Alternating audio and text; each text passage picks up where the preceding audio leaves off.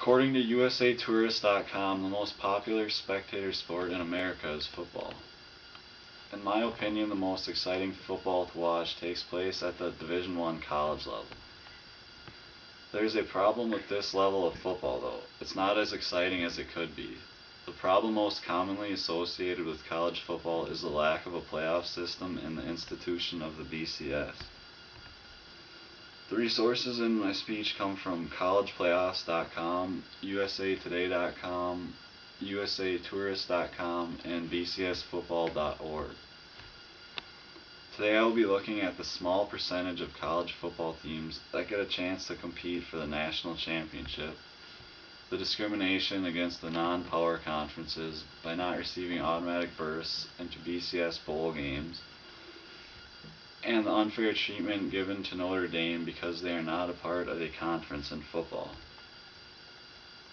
First, let's look at the small percentage of teams that have the chance to compete for the national championship. The main objective of the BCS is to determine the top 2 teams in college football, but the problem with that is there are 120 Division I teams. The best way to put this into perspective is to compare college football's postseason situation with college basketball's. Like I said before, there are 120 D1 football teams, but only 2 of them will be given the opportunity to compete for a national championship. What this means is that at the end of the season, only about 1.7% of college football teams will have the honor of competing for the national championship. In college basketball, there are 336 Division I teams, and at the end of the season, 68 of them are given the chance to compete for a national championship. This means that 19.4% of college basketball teams have a shot at winning the national championship. Determining what 2 teams will be given that opportunity in college football just isn't fair. Now let's take a look at the discrimination against non-power conferences by not receiving automatic berths into BCS bowl games. Only certain conferences are given the opportunity to receive automatic bids into BCS games. To receive an automatic bid, a team from these conferences must win their conference championship. These conferences are often referred to as power conferences and are typically viewed as having the nation's strongest teams. These conferences are the ACC, Big 12, Big East, Big 10, Pac-10, and the SEC. This rule is unfair to the rest of the conferences that are part of Division I football. The only way teams from non-power conferences can receive a BCS bowl bid is by receiving an at-large bid.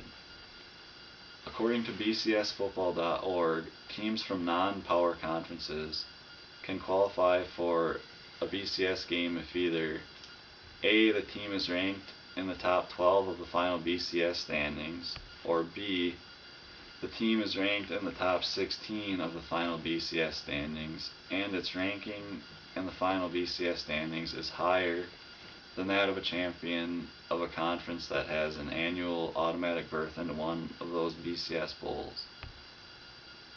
Basically, the problem with this rule is that it is very difficult for teams in non-power conferences to receive rankings in the top 12, let alone the top 16. Teams from these types of conferences do not receive as much media coverage or respect and are not given the opportunity to receive such a high ranking.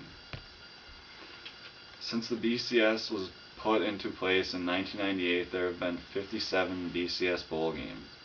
Of the 114 teams that have competed in these games, only 9 of them came out of non-power conferences. It is obvious that the BCS discriminates against non-power conferences, and teams in these conferences are not given a chance to compete in prestigious BCS bowls. Now let's cover the favorable treatment given to Notre Dame.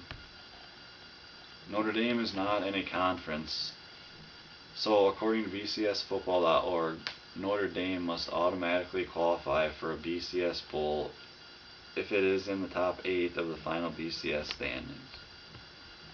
No other team in college football has an opportunity like this. All other teams have to earn their spots in the BCS by either winning their conference championships or by receiving an at-large bid. In the 2006 and 2007 seasons, Notre Dame received their automatic bid and got blown out in their BCS bowl games.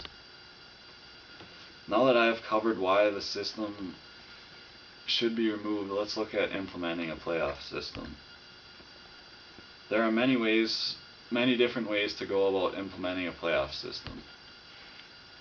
After reading through a lot of material on possible playoff options, the two most popular seem to be an 8-team playoff or a 16-team playoff.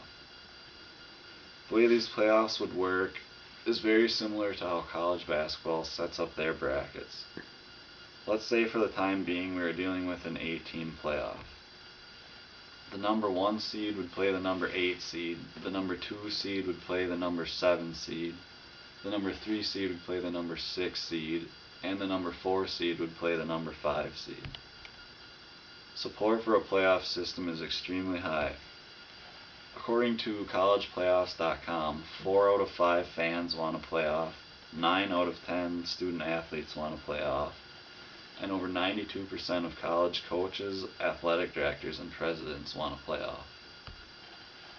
As stated in usatoday.com, when Texas athletic director Dallas Dodds was asked about the revenue loss by not having a playoff, he said, "I've looked at the Big 12's 10-year revenue projections.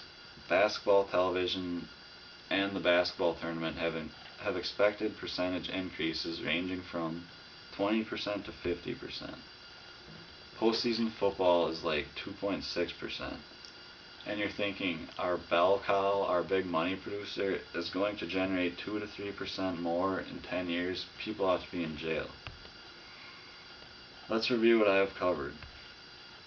Today I went over the small percentage of Division I college football teams that get a chance to compete for the national championship, the discrimination against the non-power conferences by not receiving automatic berths into BCS bowl games, and the unfair treatment given to Notre Dame because they are not a part of a conference in football. After stating these reasons, I believe the fairest way to see who the national champion is to incorporate a bracketed playoff system.